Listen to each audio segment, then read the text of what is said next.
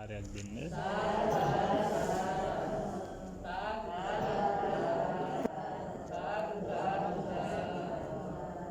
සමන්තා චක්කවාලේසු අත්‍රා ගච්ඡන්තු දේවතා සද්ධම්මං මුනි රාජස්ස සුනන්තු සග්ග මොක්ඛදං ධම්මස්සවන කාලෝ අයං බදන්තා ධම්මස්සවන කාලෝ අයං බදන්තා ධම්මස්සවන කාලෝ අයං බදන්තා නමෝ තස්ස භගවතු අරහතෝ සම්මා සම්බුද්දස්ස නමෝ තස්ස භගවතු අරහතෝ සම්මා සම්බුද්දස්ස නමෝ තස්ස භගවතු අරහතෝ සම්මා සම්බුද්දස්ස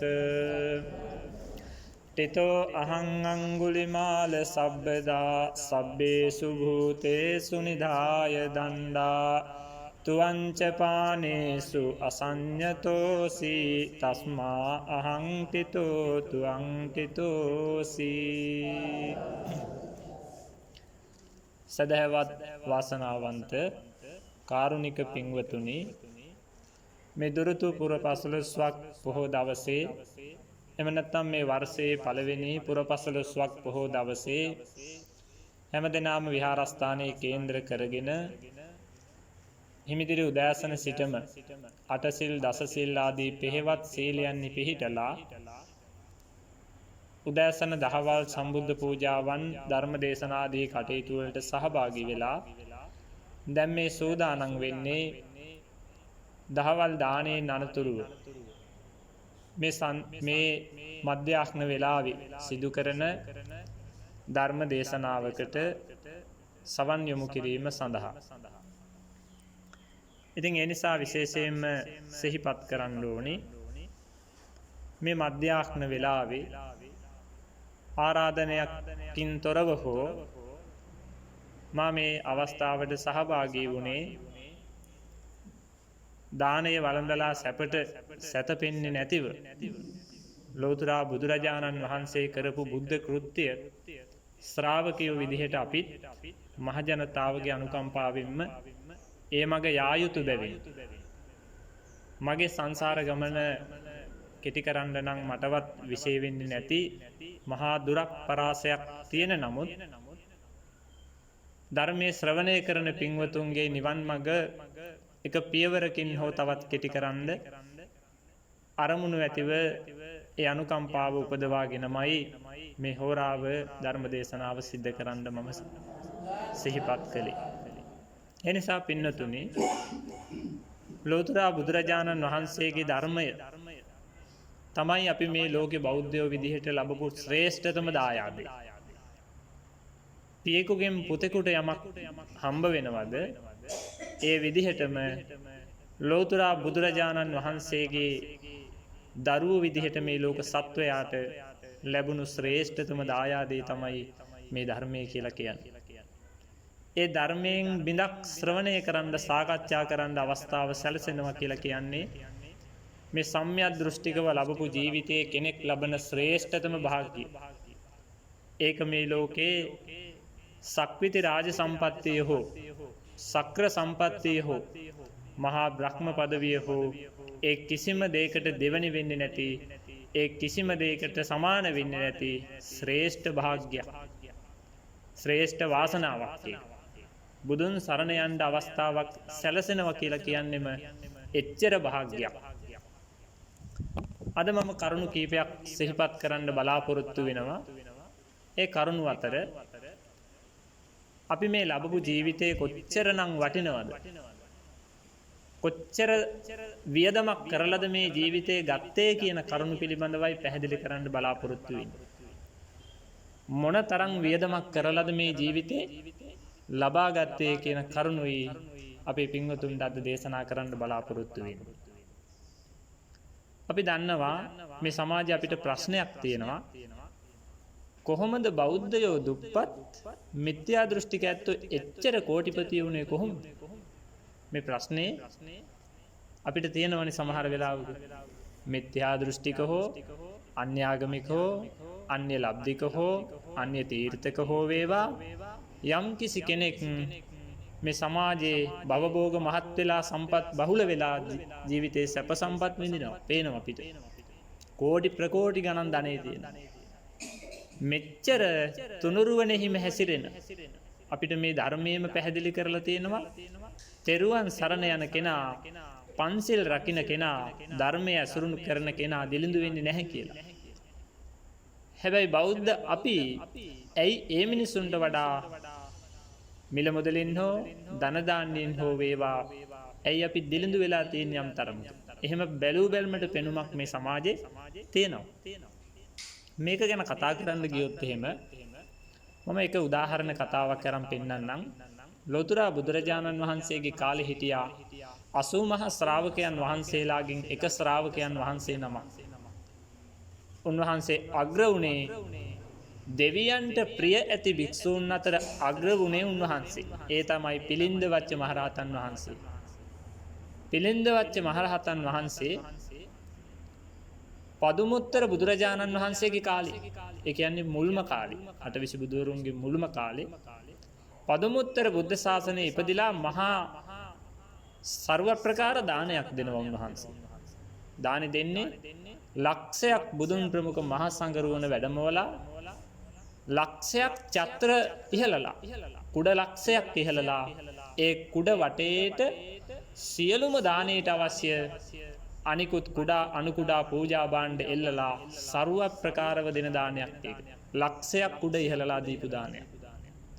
පිළින්ද වච්ච මහරහතන් වහන්සේගේ අතීතයේ පදුමුත්තර බුදුහාමුදුරුවන්ගේ කාලේ ඉඳන් මේ සාම මේ බුද්ධෝත්පාද කාලයේ දක්වාම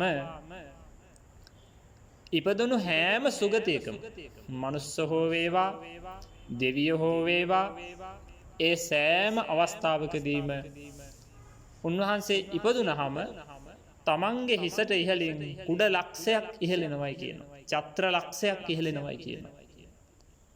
දැන් අපිට හිතන්න පුළුවන්නේ එතකොට උළු අස්සේ වදින්නේ නැද්ද මේක? මේක ගස්වල වදින්නේ නැද්ද? එහෙමනේ අපිට තියෙන ප්‍රශ්නේ. පින්නතුනි මේ සම්බුද්ධ ශාසනයක වපුරපු පිං කඳු යායවල් වගේ එකට පෙනෙන විදිහට සසරේ වපුරපු පිං කියනෙව්වා කවදාවත් භෞතික සම්පත් විශේෂෙහි හෙළවෙන්නේ විනාශ වෙන්නේ නැහැ. සඳ කිරණ පොළොවට පතිත වෙනකොට ගස් කොළන් තිබ්බ කියලා මගහැරලා ගියේ නැහැනේ. ගස් කොළන් වල වැදුනා කියලා බිමට පතිත වෙන්නේ නැතුව තිබුණේ නැහැනේ. ගස් කොළන් වලට වදිනකොට එතනින් පහළට හෙවන වැටෙනවා, එතනින් ඉහළටත් වටේටත් පරාසයටම සඳ කිරණ විහිදෙනවා. පිනත් ඒ වගේ කුසලයක් ඒ වගේ අවශ්‍ය තැනේදී අවශ්‍ය විදිහට වතුර වගේ Tamanට පිහිටට පවතිනවා. ඒ වගේම ප්‍රශ්නයක් තියෙනවා.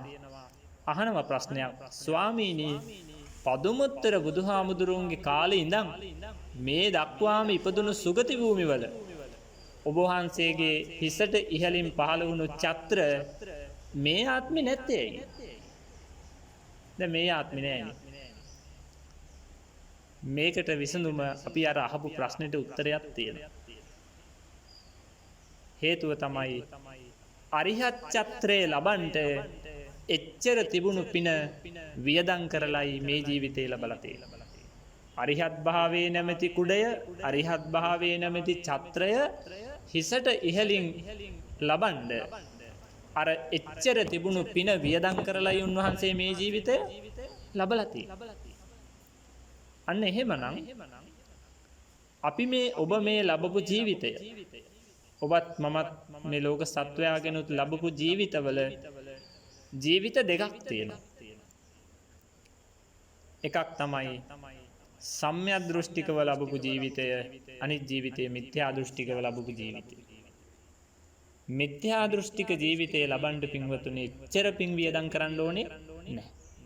සම්‍යක් දෘෂ්ටික භවයක්, ආත්මයක්, ජීවිතයක් බෞද්ධ පරිසරයක බෞද්ධයෙක් වෙලා බුදු දහම තියෙන තැනක, බුදු දහම තියෙන සක්වලේ, බුදු දහම තියෙන රටේ ඒ ධර්මයේ ස්පර්ශ කරන්න පුළුවන් තරම් වූ භාග්‍යයක් ඇතිව උපත ලබනවා කියලා කියන්නේ මහා කඳුයායවල් වගේ සසර පුරාවටම වපුරපු පින් දීලයි මේ ජීවිතය අපි අරගෙන තියෙන්නේ.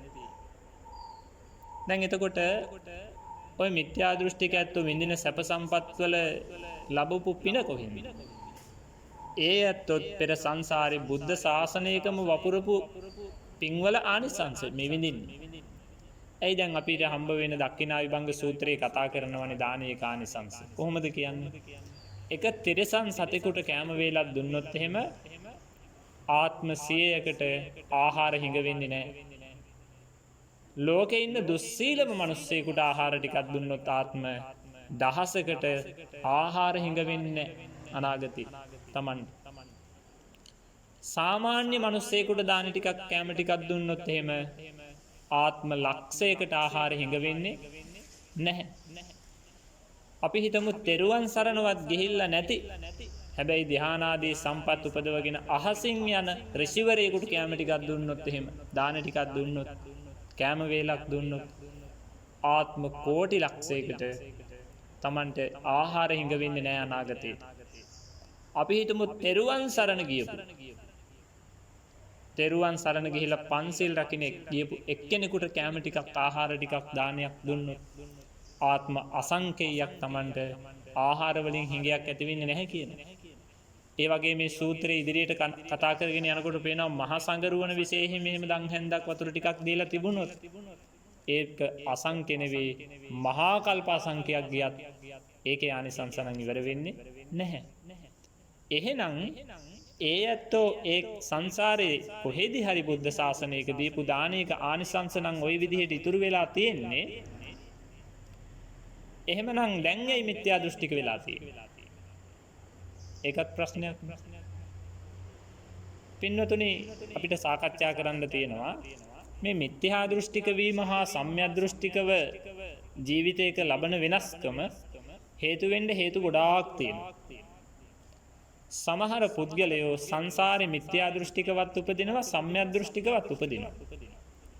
හැබැයි අප්‍රමාණව දානාදී පින්කම් කරලා ඒ ඇත්තෝ සම්‍යක් දෘෂ්ටික භාවයේ ප්‍රාර්ථනා කරලා නැහැ සංසාරේ. දැන් ඔබ කල්පනා කරන්න මම කරන පින් වලින් ඒ අත්‍යවශ්‍ය ප්‍රාර්ථනාව කරනවද කියලා? හැම මලක් පහනක් පූජා කරන වෙලාවකදීම හැම අවස්ථාවකදීම කළ යුතුම ප්‍රාර්ථනාවක් මොකද්ද?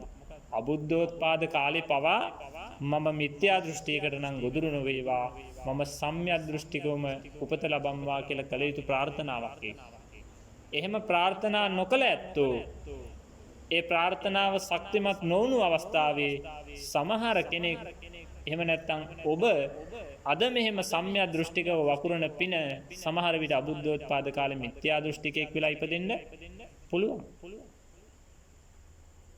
ඇයි දැන් මෙහෙම කල්පනා කරන්න පුළුවන්? අපි හිතමු මේ අබුද්ධෝත්පාද කාලයක අපි ඉපදුනා කියලා කවදා හරි. ඒ අබුද්ධෝත්පාද කාලේ සමාජයේ තියෙන්නේ ඔය සත්ශාස්ත්‍රවරු ආදී දෙසටක් මිත්‍යා දෘෂ්ටීන් ආදී ඔය බ්‍රහ්මජාල සූත්‍රයේ කියවලා බලන්න මොන තරම් මිත්‍යා දෘෂ්ටි තියෙනවද? ඒ ආදී මිත්‍යා දෘෂ්ටීන් මේ ලෝකේ රජ කරන්නේ ඒ කාලේ බුද්ධ ශාසනයේ තියෙන්නේ මහා කල්පයකින් අවුරුදු කීයකද? මහා පොළොවක් පවතින ආයුෂයෙන්ම බුද්ධ ශාසනයක් තියෙන්නේ අවුරුදු මේ 14යි ගණන් කරන්න පුළුවන් වෙලාවක් පොඩි කාලයක්.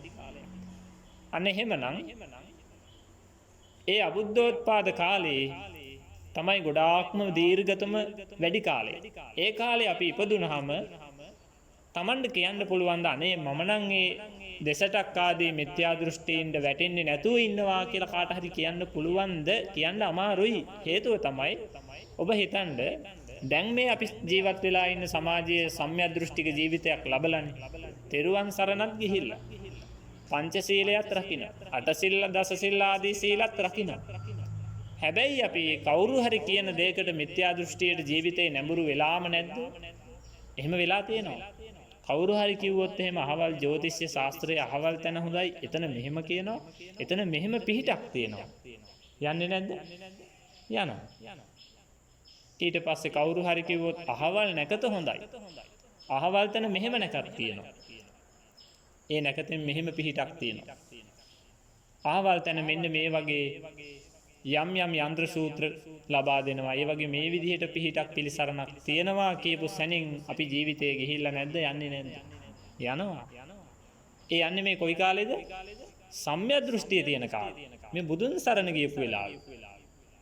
සමහර විට මේ බණ ටික අහලා යන ගමන් වුණත් අපේ හිත චංචල වෙන්න වෙනස් වෙන්න බැරි නෑ. එහෙමනම් දැන් ගලප ගන්න කල්පනා කරගන්න මෙච්චර බුද්ධෝත්පාද කාලේ මෙච්චර තිසරණේ ජීවමානව ලැබපු කාලේ ඔබත් මමත් යම් යම් අන්‍ය සරණයන් වලට ඒ පැත්තට හිස නමලා හරි බැලුවා නම් ඒ පැත්තට පොඩ්ඩක් හරි යමු නම් අබුද්ධෝත්පාද කාලවල දෙසටක් ආදී මිත්‍යා දෘෂ්ටීන් පමණක්ම ලෝකේ රජ කරන වෙලාවල් වල කොච්චරනම් මේ මිත්‍යා දෘෂ්ටීන්ට ගොදුරු වෙයිද? ඒවා පස්සේ යයිද? ඒවා විශ්වාස කරලා සසර වරද්ද ගනීද? අපිට සසර වරද්ද ගන්නවා කියන තැන මිත්‍යා දෘෂ්ටික වෙලාවේ හොඳට මතක් වෙන කාරණයක් තියෙනවා. වච්චගොත්ත කියලා සූත්‍රයක් තියෙනවා. තේවිජ්ජ වච්චගොත්‍ර කියලා. මේ වච්චගොත්ත කියන බ්‍රාහ්මණයා බුදුරජාණන් වහන්සේ හම්බ වෙන්න ඇවිල්ලා භාග්‍යතුන් වහන්සේගෙන් ප්‍රශ්න 4ක් අහනවා. පළවෙනි ප්‍රශ්නේ තමයි දැන් මම මේ කතා කරන්න යන්නේ මිත්‍යා දෘෂ්ටිකව එහෙම ඔබ ඉපදුනා නම් එහෙම මේ පින වියදම් කරලා මේ සම්‍යක් දෘෂ්ටික ජීවිතේ ගන්නේ නැතිව මිත්‍යා දෘෂ්ටික තැනක එහෙම ඉපදුනා නම් සසර ඊළඟ ආත්මය අනිවාර්යෙන් අපායක ඉපදෙනවා කියන තැනටයි මම මේ පැහැදිලි කරන්න යන්නේ. මේ වච්චගොත්ත බ්‍රාහ්මණයා බුදුරජාණන් වහන්සේගෙන් අහන ප්‍රශ්න වලින් පළවෙනි ප්‍රශ්නේ තමයි ස්වාමීනි මේ ලෝකේ කවුරු හරි ගිහි බැඳීම් ඇතිව රහත් වෙච්ච කෙනෙක් මේ ලෝකේ ඉන්නවද ස්වාමීනි? ගිහි බැඳීම් ඇතිව රහත් වෙච්ච කෙනෙක්. ඒ කියන්නේ ගිහි බැඳීම් තියාගෙන. භාග්‍යතුන් වහන්සේ කියනවා වච්ච එහෙම කෙනෙක් මේ ලෝකේ ඇත්තෙම නැහැ. එහෙම එක්කෙනෙක්වත් මේ ලෝකේ නැහැ.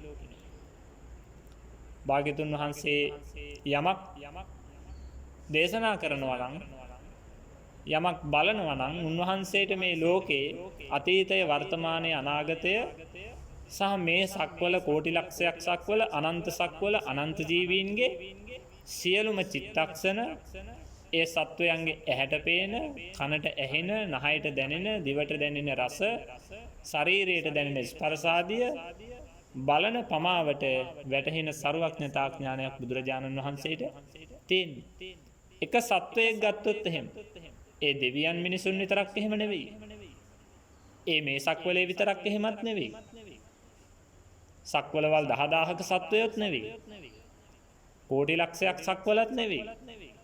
අනන්ත සක්වල අනන්ත ජීවී. එනම් පින්වතුනි පණුවගේ පළගෙටියගේ ඉඳන් ඕනම සත්වයේගේ නිවන් දකින්නේ කවද්ද පිරිනිවන් පාන වෙලාව කොයි වෙලාවද යම් දවසක කියන හැම දෙයක්ම භාග්‍යතුන් වහන්සේට බලන පමාවට වැටහෙන සර්වඥතා ඥානයක් තමයි බුදුරජාණන් වහන්සේට තියෙන්නේ. අර අපිට හම්බ වෙනවනි සූත්‍රයක් අංගුත්තර නිකායේ චතුක්ක නිපාතේ හම්බ වෙනවා අචින්තේය කියලා සූත්‍රයක්. මේ අචින්තේය සූත්‍රයේදී පැහැදිලි කරනවා හිතන්න එපා කියලා කරුණු 4ක්. මොනවද පළවෙනි එක? බුද්ධානම් භික්කවේ බුද්ධ විසේ අචින්තියෝ න චින්තේ තබ්බං. මහණෙනි ලෝතර බුදුරජාණන් වහන්සේලාගේ බුද්ධ විසේ කියන එක හිතන්න එපා. හිතුවොත් විඝාතස්ස වෙහෙසටපත් වෙනවා. භාගියස්ස සිහි විකල් වෙනවා. උන්මාදස්ස උන්මාදයටපත් වෙන උමුතු වෙනවා. බුද්ධ විසේ කියන එක අපිට හිතන්න පුළුවන් දෙයක් එහෙම නෙවෙයි. හිතන්න එපා කිව්වේ මේක අධ්‍යයනය කරන්න දැනගන්න එපා කියන එක නෙවෙයි. හිතලා ඉවරයක් කරන්න ගියොත් ඒකේ කෙලවරක් ඉමක් කොනක් හොයන්න ගියොත් එහෙම සිහි විකල් වෙනවා. උමතු වෙනවා. වෙහෙසටපත් වෙනවා. එතනදී පැහැදිලි කරනවානේ ওই භාග්‍යතුන් වහන්සේගේ ලෝක විශේෂ ගැන පැහැදිලි කරනකොට ඒකේ ගොඩක් කරුණු තියෙනවා. ධ්‍යාන විශේෂ, ලෝක විශේෂ, සත්ව විශේෂ, කර්ම විශේෂ ඔය වගේ ගොඩක් දේවල් තියෙනවා. ඒවා සාමාන්‍ය අපිට වැටහෙන්නේ නැහැ. භාග්‍යතුන් වහන්සේට විතරයි ඒවා වැටහෙන්නේ. ඒකෙදි ලෝක විශේෂ ගැන කතා කරනකොට කියනවා බුදුරජාණන් වහන්සේගේ ආඥා චක්‍රය සක්වලවල් කෝටි ලක්ෂයයි කියලා.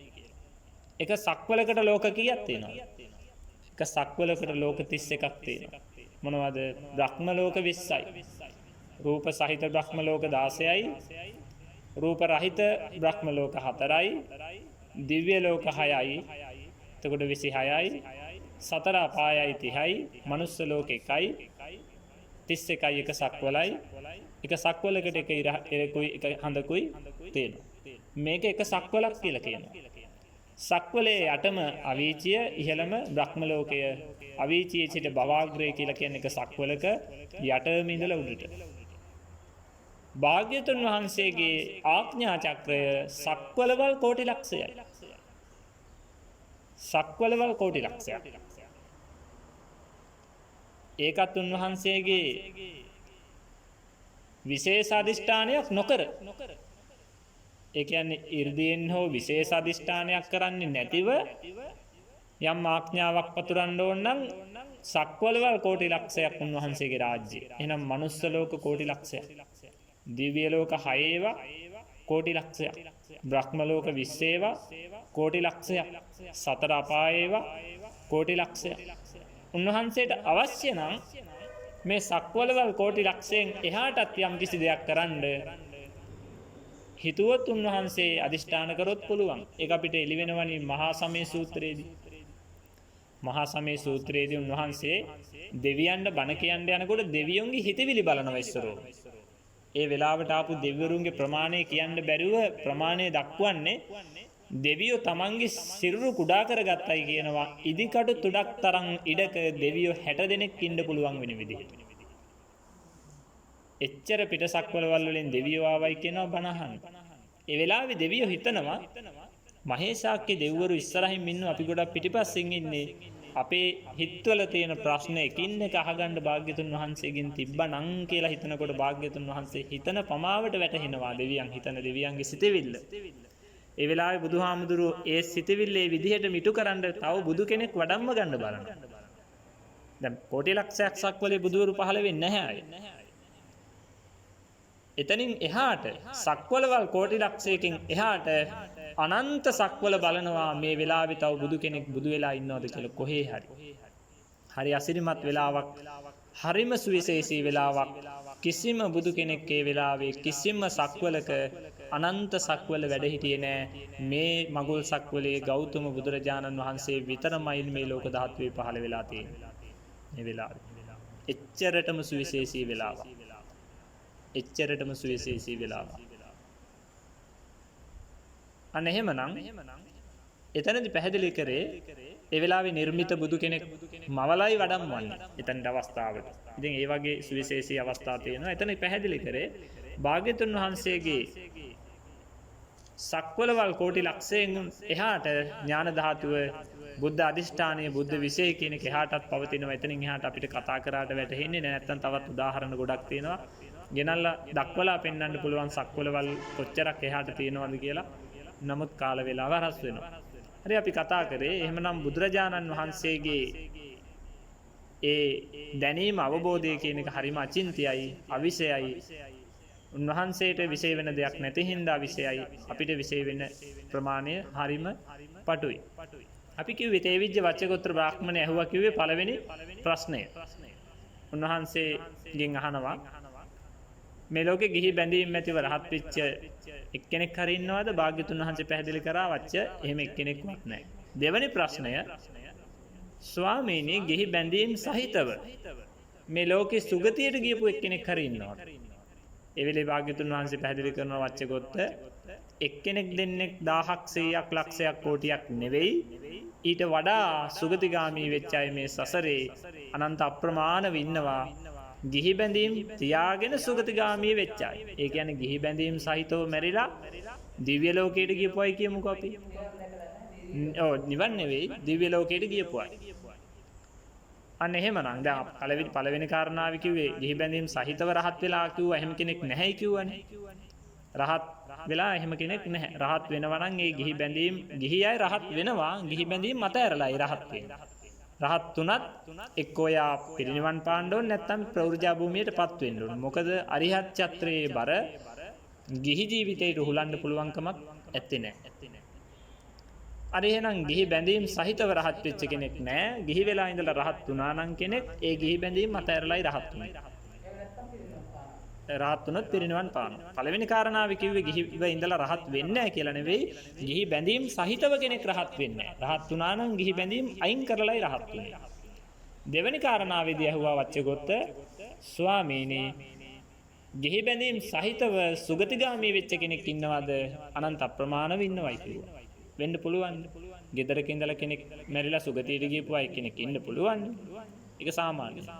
තුන්වෙනි ප්‍රශ්නේ අහනවා ස්වාමීනි අන්‍ය ලබ්ධික අන්‍ය ශාසනයක අන්‍ය ශාස්ත්‍රවරයෙක් හෝ අන්‍ය ශ්‍රාවකයෙක්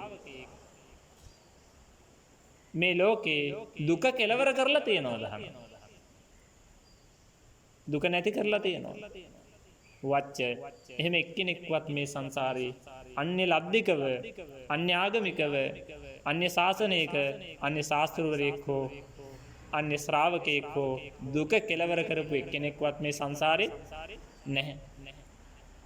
දැන් මේ ඔබයි මමයි ලබපු සම්මියදෘෂ්ටික ජීවිතයේ වටිනාකම මේ කියන්නේ. ඒක වටිනාකම වඩාත්ම පැහැදිලි වෙන අන්තිම ප්‍රශ්නේ තමයි වච්චගොත් අහනවා භාග්‍යතුන් වහන්සේගෙන්. ස්වාමීනි අන්‍ය ශාස්ත්‍රවරයෙක් හෝ අන්‍ය ආගමික හෝ අන්‍ය ලබ්ධියක හෝ අන්‍ය ශ්‍රාවකයෙක හෝ යම්කිසි අන්‍ය ලබ්ධියක පිහිටපු කෙනෙක් මරණින් මතු සුගතිගාමී වෙලා තියෙනවද කියලා. ඒ වෙලාවේ භාග්‍යතුන් වහන්සේ කියනවා වච්ච මම මෙතෙන් සිට කල්ප 91ක් ආපස්සට හැරිලා බලනවා. මේ සක්වලේ ඉන්න කිසිම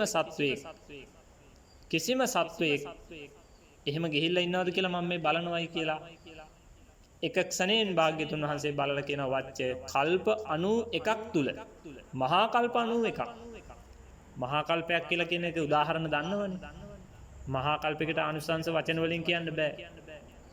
මහා කල්ප 91ක් තුල එකම එක්කෙනෙක් සුගතිගාමී වෙලා තියෙනවා කියනවා සංසාරේ. මහා කල්ප 91ක් ආපස්සට බැලුවාමත් එකම එක්කෙනෙක් සුගතිගාමී වෙලා තියෙනවලු. අන්‍ය ආගමිකව අන්‍ය ලබ්ධිකව අන්‍ය ශාසනයක අන්‍ය ශාස්ත්‍රවරයෙක්.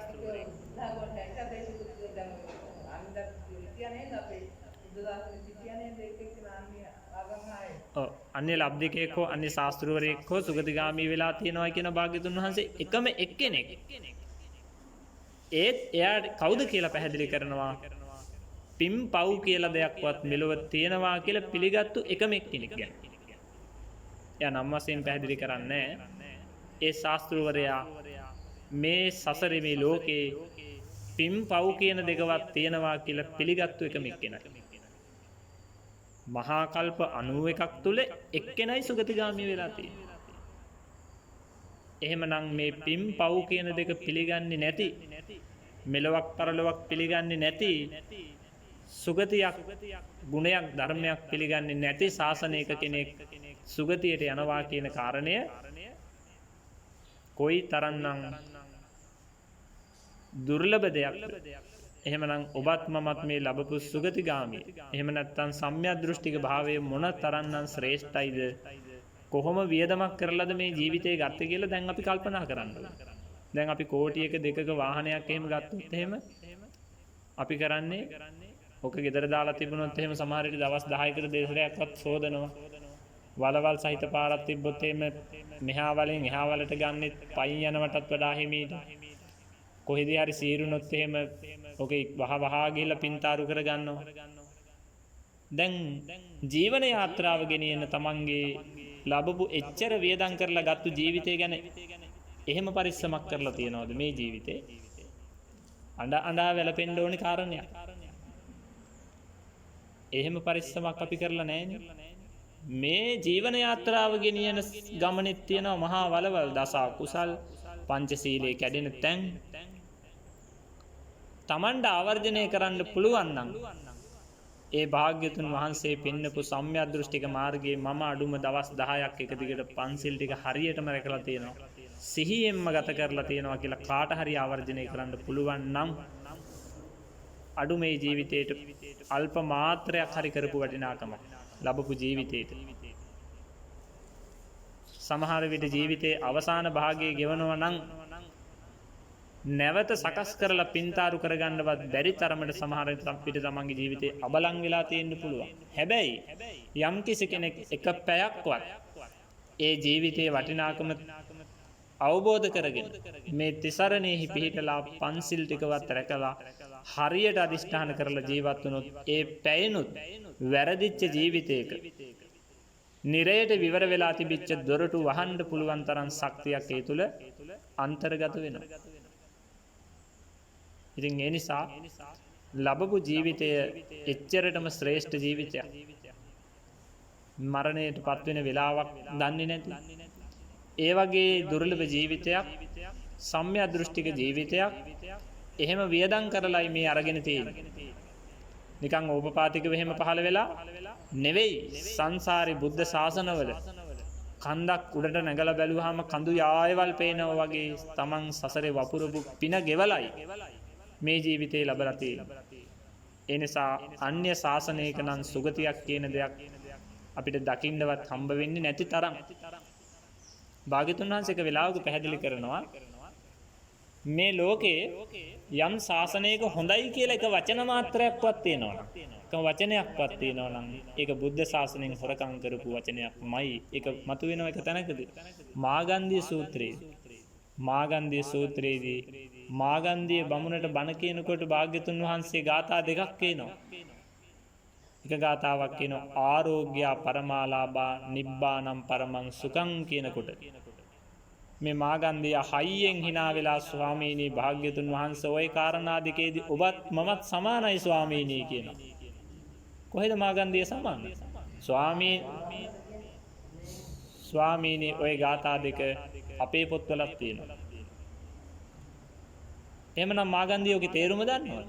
ස්වාමීනි තේරුම දන්නෙත් නැහැ. මාගන්ධිය ඊතුරු පද දෙක දන්නවද? ස්වාමීනි ඒක දන්නෙත් නැහැ. මාගන්ධිය ඔය හොර මහන බමුණෝ පෙර බුද්ධ ශාසනවල පෙර බුදුවරුන්ගේ පහළ වෙච්ච බුදුවරුන්ගේ වචන හොරකම් කරලා යෝවට දාගෙන තින්නේ. ඒ වගේ අර්ථයක් දන්නෙත් නැහැ, සම්පූර්ණත් නැහැ. මේ ලෝකෙ එතනින් පැහැදිලි වෙනවා යම් වචන මාත්‍රයකවත් ගුණයක් යම් තැනක ප්‍රකාශ වෙනවා නම් ඒ බුදුවරු දේශනා කරපු වචනකින්ම ගත්තු දෙයක්මයි. ඒක බ්‍රහ්මජාල සූත්‍රයේ කියවන්න. බ්‍රහ්මජාල සූත්‍රයේදී ඒක පැහැදිලි වෙනවා. අපි උපාසකම්මලා ගැන මම දන්නේ නැහැ. හැබැයි ත්‍රිපිටකයවත් තමන්ගේ ජීවිතේ කෙලවර වෙන්න කලින් මෙච්චර ගෙවලා මෙච්චර වියදම් කරලා ගත්තු ජීවිතේ ත්‍රිපිටකයවත් කියවන එක නම් කරලා තියෙන්න ඕනි. වටපිටින් මේ ධර්මයේ අධ්‍යයනය කරාට ಗುಣ කිව්වට හරියන්නේ නැහැ. අපි කොච්චර බණ ඇහුවත් සමහර තැන්වලදී බණ ඇහෙන්නේ පොඩි පොඩි බණ කරුණු විතරයි. මේ ධර්මයේ ගැඹුරට ගිහිල්ලා නැහැ සමහර තැන්වල. දැන් මම මේ දවස්වල කියවගෙන යනවා ත්‍රිපිටකය. මේ ලැබපු ජීවිතේ බුදුහාමුදුරන්ගේ බුද්ධ වචනේවත් අඩුම කියවලාවත් ඒකේ දැනුමවත් අපි ගාව තියෙන්න ඕනේ. එච්චර වියදම් කරලා ගත්තු මෙච්චර දුර්ලභ සම්දෘෂ්ටික ජීවිතේ බුදුන් වදාළ ත්‍රිපිටකයවත් හරියට අපි කියවගෙන නැතුව නම් මැරෙන්නේ. අඬන්න තමයි වෙන්නේ, වැළපෙන්න තමයි වෙන්නේ. ගත්තු ජීවිතෙන් ප්‍රතිඵලයක් ගත්තු කෙනෙක්වත් බවට පත් වෙන්නේ නැති තරම් එච්චරටම වියදම් කරපු පින් ටිකක් නෑ හා සමානයි. ලැබපු ජීවිතෙන් ඊළඟ සුගතියක් නෑ හා සමානයි. එච්චරටම අඬා වැළපෙන්න ඕනි කාරණයක්. අඬා වැළපෙන්න ඕනි කාරණයක්. භාග්‍යතුන් වහන්සේගේ පිහිට පිළිසරණ ලබනවා කියන එක සාමාන්‍ය දෙයක් එහෙම නෙවෙයි. ඒක මේ ගාථාවක් ගිරව් වගේ කිව්වට ලබන්න පුළුවන් පිහිටක් පිළිසරණක් නෙවෙයි මේ සංසාරේ.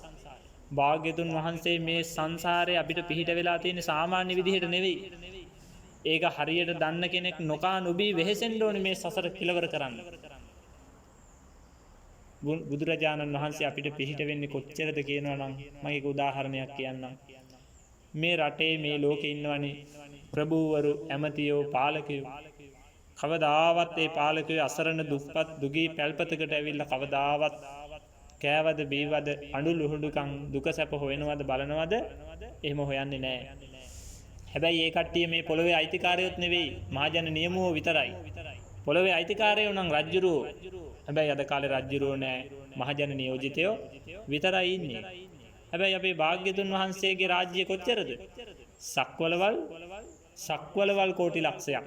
සක්වලවල් කෝටි ලක්ෂයක රජා භාග්‍යතුන් වහන්සේ.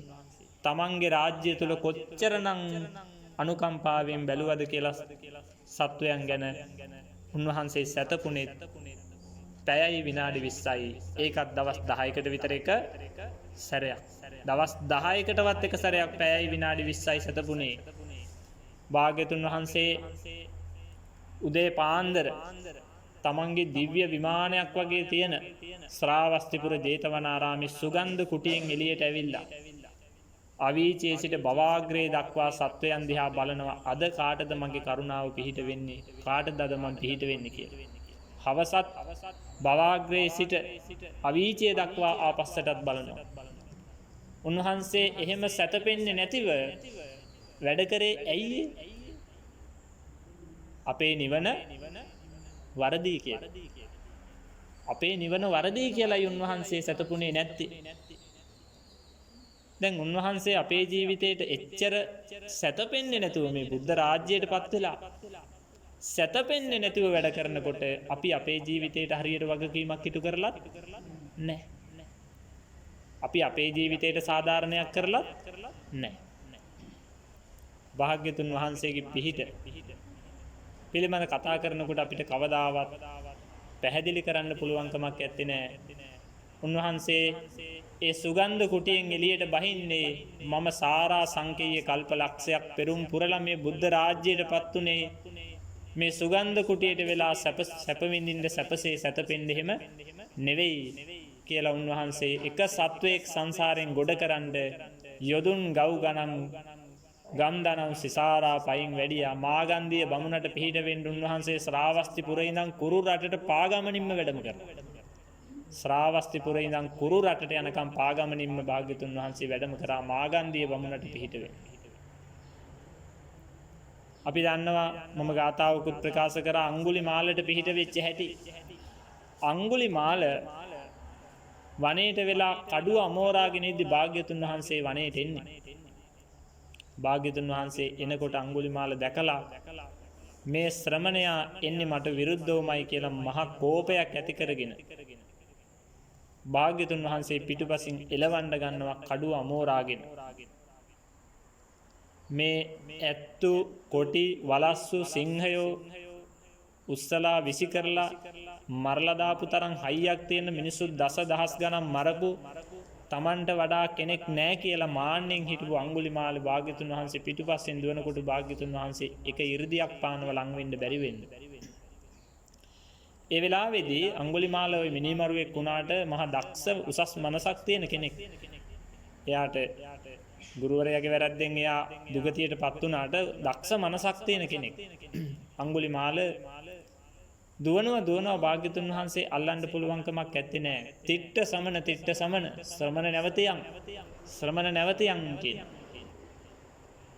ඒ වෙලාවේදී භාග්‍යතුන් වහන්සේ අර ගාථාව දේශනා කරනවා ටිතෝ අහං අඟුලිමාල සබ්බදා සබ්බේසු භූතේසු නිදාය දණ්ඩා. තුවංච පානේසු අසඤ්ඤතෝසී තස්මා අහන්ටිතෝ තුවන්ටිතෝසීති. අඟුලිමාල මම කොහොමත් නැවතිලා ඉන්නේ. ඔබ නවතින්න. අඟුලිමාල කල්පනා කරා ශ්‍රමණයෝ බොරු කියන්නේ නැහැ. ශ්‍රමණයෝ බොරු කියන්නේ නැහැ. මේ ගාථාව කියනකොට අඟුලිමාල වෙවුලන්න පටන් ගත්තයි කියනවා. ඒ නිසා අඟුලිමාල අහනවා ශ්‍රමණය ඔබ යද්දී නවතින්න කියනවා. නැවතිලා ඉන්න මට නවතින්න කියනවා. මොකද්ද මේකේ තේරුම? අහලා බලන්න ඕනේ කියලා ඇහුවාම තමයි කියන්නේ. ටිතෝ අහං අඟුලිමාල සබ්බදා අඟුලිමාල මම හැමදාම නැවතිලා ඉන්නේ කොහොමද? සබ්බේසු භූතේසු නිදාය දණ්ඩා සියලු සත්වයන් කෙරෙහි බහාලන දඬු ඇතිවම අතට ගත්තු දඬු මුගුරු ඇත්තෙක් නෙවෙයි මම කොහොමත් නැවතිලා ඉන්නේ. තුවංච පානේසු අසඤ්ඤතෝසී තස්මා අහන්ටිතෝ තුවංටිතෝසී. ඔබත් සත්වයන් කෙරෙහි ඒ කරුණාව ඇති කරගෙන නවතින්න. ඒ නිසා මම නැවතිලා ඉන්නවයි කිව්වේ ඔබට නවතින්න කිව්වේ නිසා. මේ සිංහ ගර්ජනාව ඇහෙනකොට අඟුලිමාල කල්පනා කරන්න පටන් ගත්තා. අන්න මාන්නේ බිඳුනා, අදහස වෙනස් වුණා. උස්සගෙන හිටපු කඩුව ටිකෙන් ටික පල්ලෙහාට වැටිලා කල්පනා කරනවා මහා මායස්ස පුත්තස්ස සිද්ධාත්තස්ස රඤ්ඤස්ස ඒතං ගජ්ජිතං. මට මතකයි කල්පනා කරනවා මට මතකයි මේ ලෝකෙ පින්වන්ත උත්තමාවියක් හිටිය මහා මායා කියලා. එතුමිය මේ ලෝකයට දායාද කරා සක්විති රාජ පුත්‍රවණක්. සක්විති පුත්‍ර රත්නයක්. ඒ පුතාගේ හඬ නේද මට ඇහෙන්නේ. ඒ සිද්ධාර්ථ රජ්ජුරුවන්ගේ හඬ නේද මට ඇහෙන්නේ කියලා කල්පනා කරලා අන්න මානේ බිඳගෙන භාග්‍යතුන් වහන්සේ සරණ යන්න පටන් ගත්තා. චිරස්සං වත මේ මහිසෝ මහේසින් මහා වනං සමනෝමයම් පච්චුපාදෝ. බොහෝ කලක් මට අනුකම්පා පිණිසම නේද ඔබ වහන්සේ මං හොයාගෙන වැඩියේ කියලා භාග්‍යතුන් වහන්සේ ළඟට යනවා. අන්න දමනය, අන්න පිහිට, අන්න ඒකයි පිළිසරණ කියලා කිව්වේ. අන්න එහෙමනම් තමන්ගේ ජීවිතයට පිහිටක් පිළිසරණක් සකස් කරගන්න අපේ භාග්‍යතුන් වහන්සේ අපි වෙනුවෙන් රැය නැතුව සැතපෙන්නේ නැතුව වැඩ කරා. අපි දන්නවා සැරියුත් මහරහතන් වහන්සේ රහත් වෙලා අවුරුදු 30ක් යනකම් ඇඳේ පිට තිබ්බේ නැහැ. අවුරුදු 30ක්. රාහුල මහරහතන් වහන්සේ රහත් භාවයට පත් වෙලා අවුරුදු 12ක් සැතපීලා නැහැ කියනවා. බක්කුල මහරහතන් වහන්සේ අවුරුදු 80ක් සැතපීලා නැහැ. රහත් භාවයට පත් වෙලා.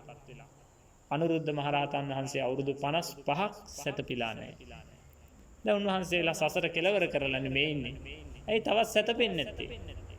ලෝක සත්වයාට වැඩ පිණිස, යහපත පිණිස, ඒ කියන්නේ අපේ නිවන සකස් කරලා දෙන්නේ උන්වහන්සේලා සැතපෙන්නේ නැතුව වැඩ කරේ. උන්වහන්සේලාගේ ගමන කෙලවර කරලත් සුවසේ ඉන්න තිබ්බා. හැබැයි නොනිදා වැඩ කරා, නොනිදා ධර්මයේ දේශනා කරා. භාග්‍යතුන් වහන්සේ සැතපෙන්නේ නැතුව තමන්ගේ රාජ්‍ය ආරක්ෂා කරා. එහෙනම් අපි මේ පැය 7-8ක් ගුලි වෙලා ගොර ඇද නිදාගන්නේ මොන රැකවරණයක් තියෙන හින්දාද? එහෙම නේද අපි කල්පනා කරන්නේ. අපි පැය 7-8ක් හරි ඊට වැඩියෙන් හෝ නිදාගන්නේ ගොර ඇද ගුලි වෙලා මේ ලෝකේ මොන ආරක්ෂාවක් තියෙනවද? කාගේ ආරක්ෂාවක් හින්දා දෙච්චර සනීපෙට නිදාගන්නේ අපි? අපිට ආරක්ෂාවක් නැහැ. එහෙම රැකවරණයක් නැහැ. භාග්‍යතුන් වහන්සේ ජීවත් වෙලා ඉද්දි තමන්ගේ රාජ්‍යය එහෙමයි ආරක්ෂා කරේ. සක්වලවල් කෝටි ලක්ෂයක් ආරක්ෂා කරේ එහෙමයි. තමන්ගෙන් පිහිට ලබන්න තියෙන එකදු සත්වයෙකුගේ හරි නිවන වරදී කියලා උන්වහන්සේ සැතපෙන්නේ නැතුව වැඩ කරේ. හැබැයි අපි ඒකටවත් සාධාරණයක් ඉටු කරලා නෑ. ඇත්තටම සාධාරණයක් අපි ඉටු කරලා නෑ. භාග්‍යතුන් වහන්සේ බලාපොරොත්තු වෙන්නේ කෙනෙක් පිනක් කරගෙන දිව්‍ය ලෝකෙට ගිහිල්ලා නතර වෙන්න එහෙම නෙවෙයි. එහෙම නෙවෙයි භාග්‍යතුන් වහන්සේ බලාපොරොත්තු වෙන්නේ. එහෙමනම් අපි නැවත නැවත කල්පනා කළ යුතු කාරණයක් ඒක. නැවත නැවත සිහි කට යුතු කාරණයක්. අඩුම ගානේ අපිට මේ භාග්‍යතුන් වහන්සේ ගැන කළගුණ සැලකීමවත් මං කියනව නෑ කියලා. කළගුණ සැලකීමවත් නෑ. භාග්‍යතුන් වහන්සේ මේ ලෝකේ දුර්ලභ පුද්ගලයෝ 3 දෙනෙක් දේශනා කරා අංගුත්තර නිකායේ. තික නිපාතේ මට මතක විදියට. පළවෙනි කෙනා තථාගතයන් වහන්සේ මේ ලෝකේ දුර්ලභයි. පළවෙනි පුද්ගලයා තථාගතයන් වහන්සේ දුර්ලභයි. දෙවන පුද්ගලයා උන්වහන්සේගේ ධර්මයේ නිවැරදිව කියන ශ්‍රාවකයා. සීල ශ්‍රාවකයෝ නෙවෙයි, නිවැරදිව දේශනා කරන ශ්‍රාවකයා හරිම දුර්ලභයි. තුන්වෙනි පුද්ගලයා කතඤ්ඤෝ කතවේදී පුද්ගලෝ දුර්ලභෝ ලෝකස්මින්. කළගුණ දන්නා පුද්ගලයා දුර්ලභයි. එහෙමනම් කළගුණ දන්න පුද්ගලයා මේ තුන්වෙනි තැනවත් තියන්න ලෝක සත්වයන්ගෙන් දුර්ලභ පුද්ගලයා තුන්දෙනාගෙන් තුන්වෙනි තැනට ගත්තේ ඇයි? එච්චරටම දුර්ලභයි කළගුණ දන්න පුද්ගලයා. එච්චරටම දුර්ලභයි. එහෙමනම් අපි භාග්‍යතුන් වහන්සේ අපි වෙනුවෙන් අරසා විශාල සංසාරයේ ඇස් මස් ලේ දන් දීලා අපිට මතකයි සිවි ජාතකයේ ඇස් දන් දුන්න විදිය. අපිට මතකයි ගොඩාක් ජාතිවල ලේ දන් දුන්න විදිය. අපිට මතකයි තමන්ගෙම මගුල් කඩුවෙන් හිස දන් දුන්නු වාර. තමන්ගෙම බිරිඳ තමන්ගෙම දරුවෝ මහ පොළව ගුගුරන්න දන් දීපු වෙලාවල් අපිට මතකයි. ඒ දන් දුන්නේ තමන්ගේ අතට පත්වෙච්ච නිවන ලක්ෂ කෝටි සංඛ්‍යාත වතාවක් මට එපා කියලා අතෑරලා. එච්චර දුර එන්න ඕනේ නැහැ. සුමේද තාපස අවදියේ දෙවනි පදයේ ගාථාවේ ඇහෙනකොටම නිවන කෙලවර කරන්න පුළුවන් උන්වහන්සේ මට එපායි නිවන කියලා එච්චර දුරක් ඇවිල්ලා අතරමඟ අවුරුදු 80000ක් ආයුෂ තියෙන අපායකටත් වැටෙනවා. එච්චර සංසාරේ දුක් විඳපු භාග්‍යතුන් වහන්සේ අපි වෙනුවෙන් බුදු වෙලා සැතපෙන්නේ නැතුව වැඩ කරා.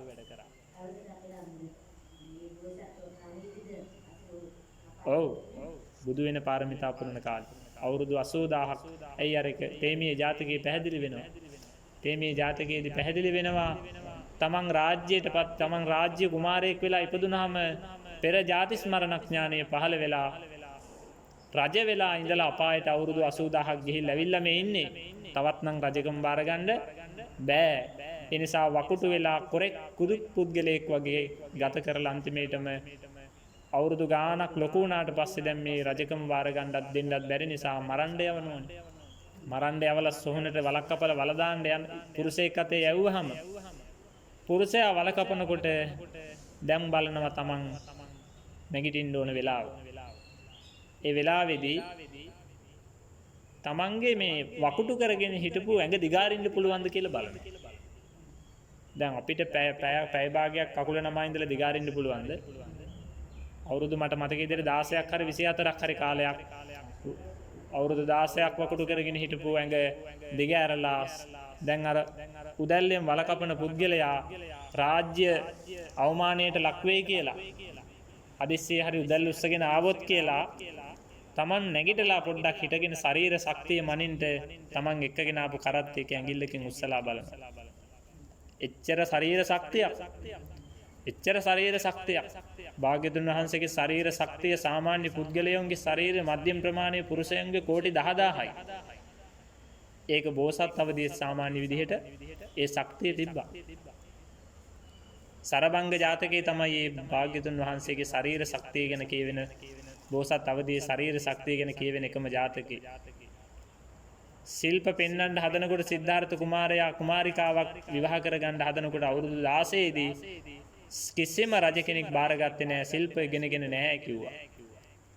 ඊට පස්සේ මොකද කිව්වේ? සුද්ධෝදන රජතුමාට පිය රජතුමාට කිව්වා මම ශිල්ප ඉගෙනගෙන නැහැ. හැබැයි මම දන්න ශිල්ප පෙන්වන්නම්. දන්න ශිල්ප පෙන්වන්නම් කියලා සියලුම රාජ්‍යයන් කැඳෙව්වා. ඒ වෙලාවේ ශිල්ප පෙන්වපු හැටි සරබංග ජාතකයේ තමයි ලස්සනට පැහැදිලි කරන්නේ. සුද්ධෝදන රජතුමාගේ දුන්න අදින්න පුළුවන් සාමාන්‍ය පුරුෂයෝ 1000කට විතරයි කියලා. දුන්න අදින්න පුළුවන් සාමාන්‍ය පුරුෂයෝ 1000කට විතරයි. ඒකත් සුද්ධෝදන රජතුමා තනියම අදිනවා.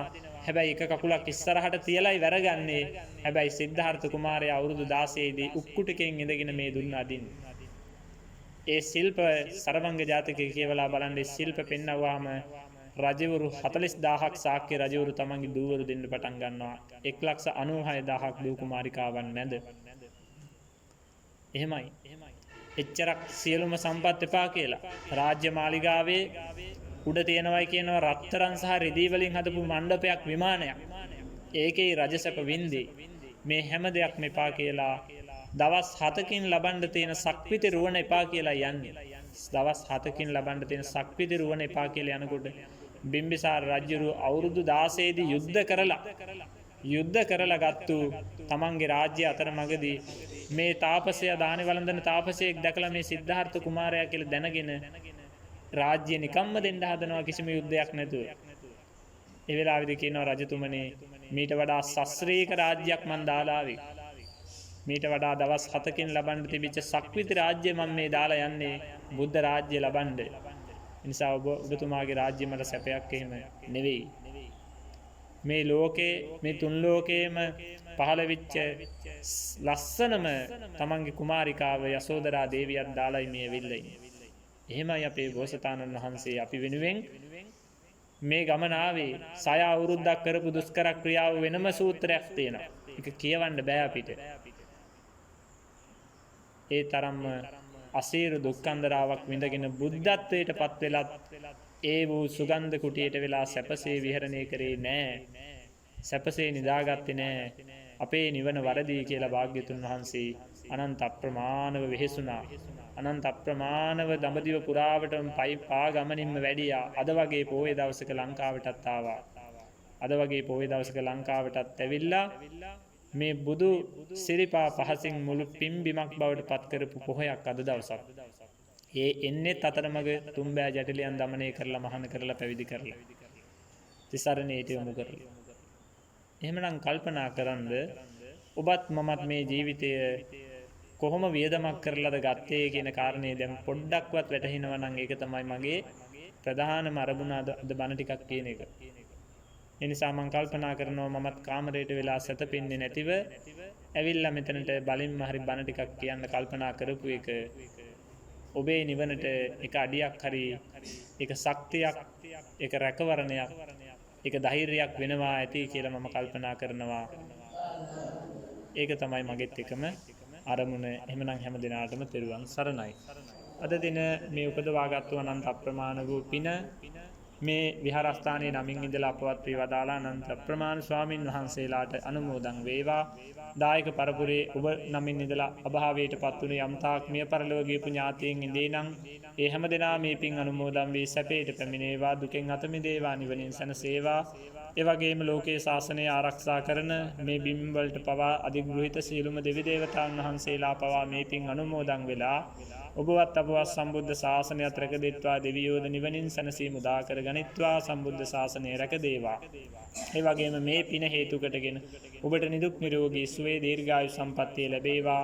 කරන කියන සියලුම කටයුතු සාර්ථකමත් භාවයට පැමිණේවා.